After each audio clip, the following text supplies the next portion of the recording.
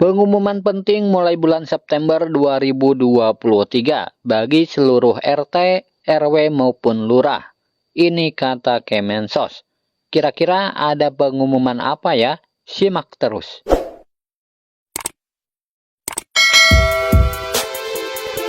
Bismillahirrahmanirrahim. Assalamualaikum warahmatullahi wabarakatuh. Berjumpa lagi dengan saya di Arfan Saputra Channel yang membahas sharing tentang BLT atau Bansos. Nah, buat kalian yang baru bergabung dan ingin mendapatkan informasi terbaru tentang Bansos, silahkan kalian klik tombol subscribe-nya dan aktifkan kode loncengnya terlebih dahulu ya, supaya mendapatkan informasi terbaru tentang Bansos dari channel ini. Nah, oke teman-teman, kita langsung saja pada berita intinya ya. Di sini ada berita penting untuk seluruh RT maupun RW dan untuk para penerima bantuan sosial ya dari pemerintah, baik itu PKH, BPNT, PBI maupun bansos yang lainnya. Nah, di sini dikutip langsung dari link resminya Kementerian Sosial Republik Indonesia ya teman-teman, pada tanggal 7 September 2023 kemarin. Nah, Mensos Risma dalam kegiatan interoperabilitas data antar KL untuk akurasi data penerima bantuan pada tanggal 5 September 2023 di Gedung KPK menyampaikan bahwa Kementerian Sosial Republik Indonesia telah bersinergi dengan KL terkait untuk selamatkan potensi kerugian negara dalam penyaluran bansos. Nah, apa saja langkah-langkah yang diambil? Nah, di sini kita lihat ya teman-teman, di gambar yang pertama di sini kita lihat. Nah, di sini Kemensos sinergi selamatkan potensi kerugian negara dalam penyaluran bansos lebih dari 523 miliar. Nah, perlu diketahui Kemensos berhasil selamatkan kerugian negara ya teman-teman dengan menindaklanjuti penerima manfaat bansos sebanyak 2.284.392 KPM. Nah, jadi perlu diketahui ya teman-teman, untuk seluruh RT maupun RW, jika ada KPM penerima bansos PKH maupun BPNT yang menanyakan kenapa bantuannya tidak cair, di sini Kemensos telah menindaklanjuti penerima bantuan sosial ya sebanyak 2.200 sekian. Nah, di sini artinya banyak para penerima bansos yang dihapus.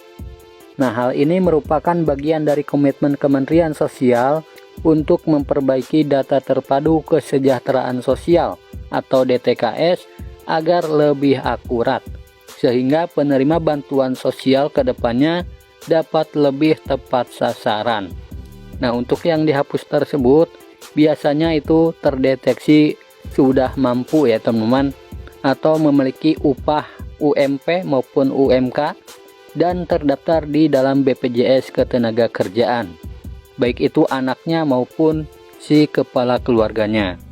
Nah, kita lihat di sini ya teman-teman, di slide yang kedua, selain pemerintah daerah, Kementerian Sosial juga bekerja sama dengan Komisi Pemberantasan Korupsi atau KPK, Ditjen Administrasi Hukum Umum atau AHU Kemenkumham, kemudian BPJS Ketenagakerjaan, Ditjen Dukcapil Kemendagri, dan Badan Kepegawaian Negara atau BKN dalam upaya pengawasan dan pemadanan data tersebut.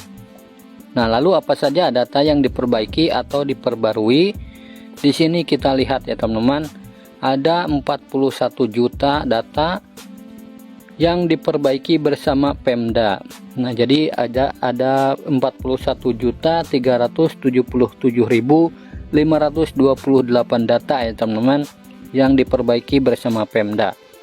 Kemudian ada lagi 68.211.528 data non OPS ya, non OPS atau ditidurkan.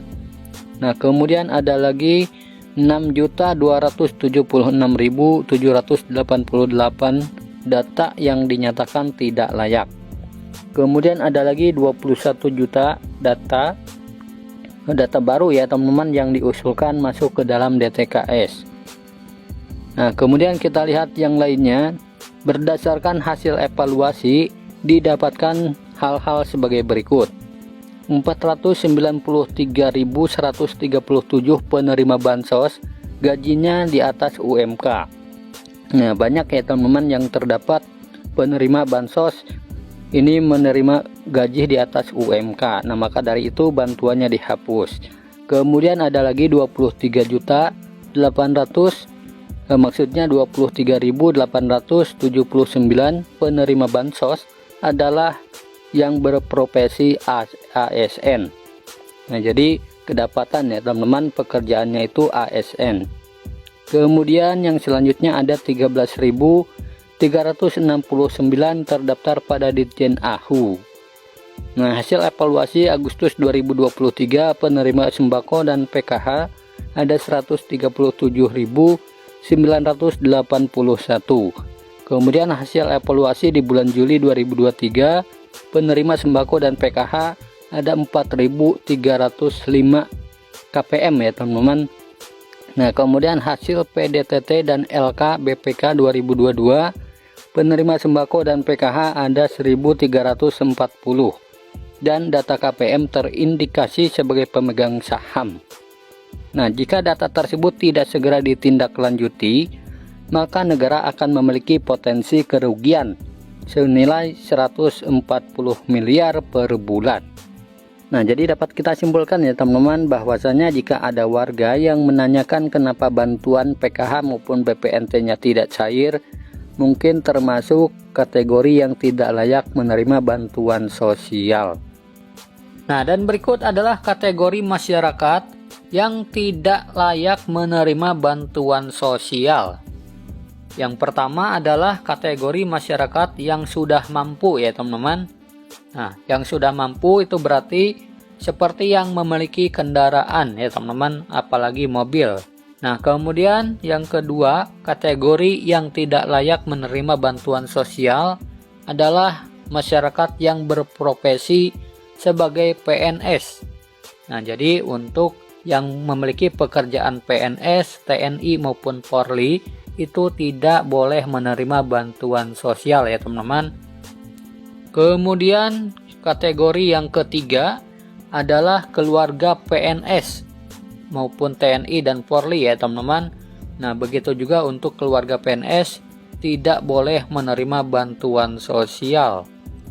Kemudian yang keempat adalah kategori pensiunan PNS, TNI maupun Polri. Nah, termasuk pensiunan juga tidak boleh menerima bantuan sosial ya. Kemudian yang kelima adalah kategori masyarakat itu pendamping sosial. Nah, seperti pendamping PKH maupun pendamping BPNT teman-teman. Nah, itu tidak boleh menerima bantuan sosial. Kemudian yang keenam adalah kategori masyarakat yang memiliki penghasilan yang bersumber dari APBN atau APBD. Kemudian yang ketujuh adalah perangkat desa. Nah, perangkat desa pun sama ya teman-teman, dikategorikan tidak layak menerima bantuan sosial. Kemudian yang terakhir yang kedelapan adalah tenaga kerja dengan penghasilan di atas UMP maupun UMK. Nah, jadi jika kepala keluarga kalian menerima bantuan sosial dan memiliki gaji di atas UMP maupun UMK, itu dikategorikan tidak layak menerima bansos ya teman-teman. Nah, jadi itu ya teman-teman kategori untuk para KPM PKH maupun BPNT yang tidak layak menerima bantuan sosial dan bantuannya tidak akan cair lagi di tahap yang selanjutnya. Nah, semoga video ini bermanfaat. Sampai jumpa di video selanjutnya. Wassalamualaikum warahmatullahi wabarakatuh.